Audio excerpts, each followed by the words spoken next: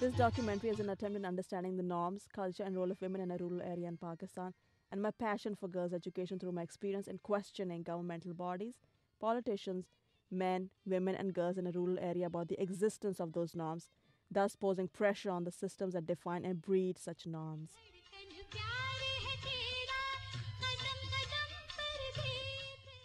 Diversity is a test because it requires that we learn to manage differences. Human beings must make an effort to know and recognize those who are not of their own tribe, country, race, religion, or gender. The Islamic Republic of Pakistan was founded on 14th of August 1947 through the hardships and sufferings of Muslims and the minorities to live in peace, harmony, and equity, and to put an end to 250 years of British colonialism. Pakistan was established as a result of the partition of the Indian subcontinent into two states, one predominantly Hindu and the other Islamic. The present state of Pakistan carries in its formation the history of its colonial past. The task of creating a national identity based upon the primacy of Islam lay upon the schools in Pakistan.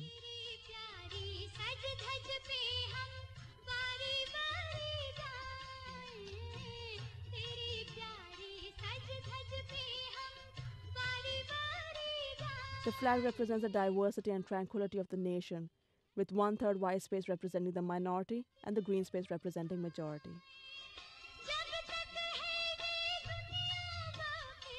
Muhammad Ali Jinnah Quaid-e-Azam, father of the nation and the first Governor General of Pakistan, believed, "You are free. You are free to go to your temples. You are free to go to your mosques or to any other places of worship in this state of Pakistan. You may belong to any religion or caste or creed that has nothing to do with the business of the state. We are starting with this fundamental principle that we are all citizens and equal citizens of one state. We would keep that in front of us as our ideal, and you will find that in due course of time, Hindus would cease to be Hindus and Muslims would cease to be Muslims. Not in the religious sense, because that is the personal faith of each individual, but in the political sense as citizens of the state." 1425 years ago, God questioned human beings. And when the female infant buried alive was questioned, for what sin was she killed? It was very common to bury females at the time of their birth in the pre-Islamic society. They were considered mere objects in the hands of males and were exploited, used, and discarded by them. After the advent of Islam, women were granted protection, liberation, freedom, and rights that were alien to people at that time and still today, even after so much struggle.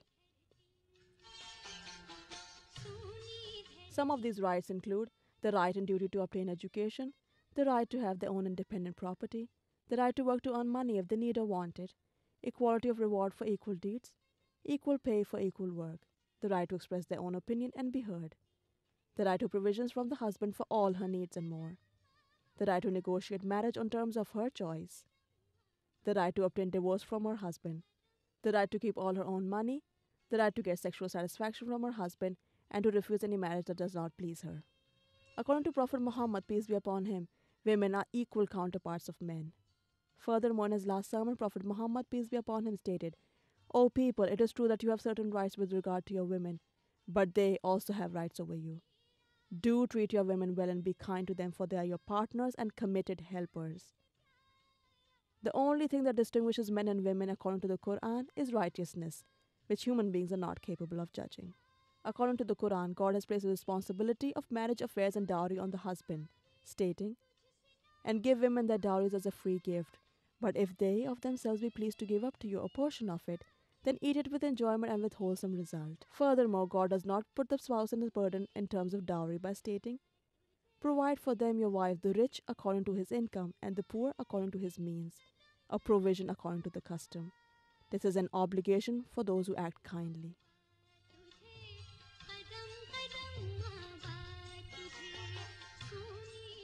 Fatma Jinnah was a sister and political advisor for Muhammad Ali Jinnah. She was also a role model for the women in Pakistan. In 1963, Fatma Jinnah stated, "The movement of Pakistan which the Quaid-e-Azam launched was ethical in inspiration and ideological in content. The story of this movement is a story of the ideals of equality, fraternity, and social and economic justice struggling against the forces of domination, exploitation, intolerance, and tyranny." In 1965, she stated, "Let us sink all our differences and stand united under the same banner under which we truly achieved Pakistan, And let us demonstrate once again that we can, united, face all dangers in the cause of the glory of Pakistan, the glory that Qaid-e-Azam, father of the nation, envisaged for Pakistan.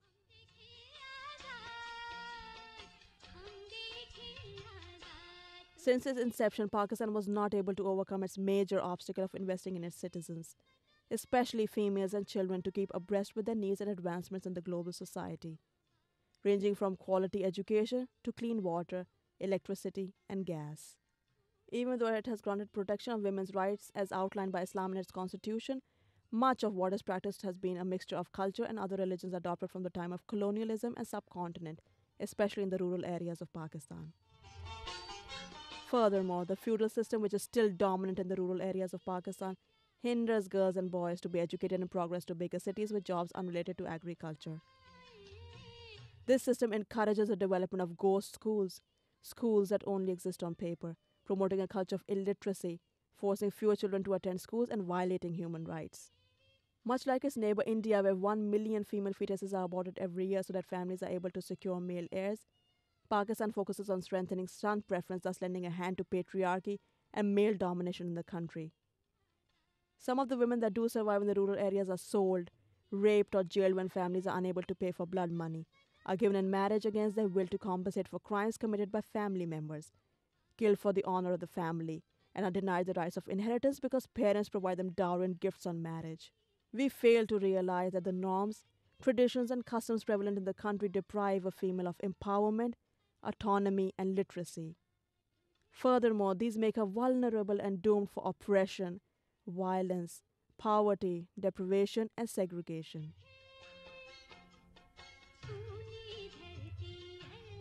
Literacy is defined by the United Nations as the ability of an individual to read and write.